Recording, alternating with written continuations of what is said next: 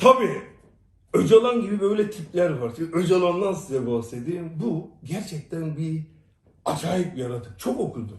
Çok inceledim. İlk böyle gücü eline geçirmeye başlayınca kendi köylülerinden, hemşerilerinden, akrabalarından bir ekip kuruyor. Bunlar ne kadar böyle zeki adam gelirse 10 kişiden 2 kişiyi bir dönem polis ajanı diye öldürüyorlar zaten. Hem diğerlerine korku veriyorlar sakın isyan etmeyin diye. Diğer taraftan da zekileri öldürüyorlar. Sadistlik ya. Ondan sonra yetenekli olup sivrilen, yani öldürülmeden biraz yukarıya gideni ne yaptırıyor biliyor musun?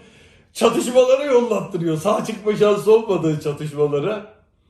Ya da bir türlü öldürttürüyor. Falanca kez eğitim yeri, filanca kez eğitim kampı.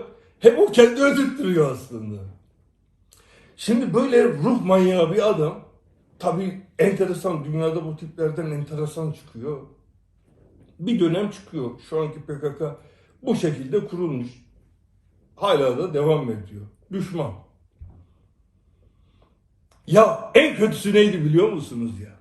Yemin ederim size. Abdullah Öcalan'ı yakaladılar, getiriyorlar bunu. Aklım çıktı ya. Dünyanın her yerinde insanlar üzerlerine benzin döküp yakıyorlar. Ben kendimi yakamam kardeşim. Bak silahla vururum öldürürüm. Ama ben kendimi yakamam. Vallahi yakamam. Ya cayır cayır insanlar yanıyor ya. Seyrederken adamın içi ürperiyor arkadaş. Lan bu nasıl bir şey diyorsun? Bu da çukur. Şimdi adam alçak dersen o bir seviyedir. Necip Fazıl Üstad'ın sözü var. Çukur. Aşağı ondan da seviyesi de yok. Ya adamlar onun için yanıyor arkadaş. Ulan desene öldürün ulan beni. O da gitmiş sorguculara yalakalık yapıyor. Videoları seyrettiniz mi? Ya, aha, hadi, aman beni dövmesinler. O böyle şirildikleri ilkokul çocukları. Bir tane böyle bir manyak.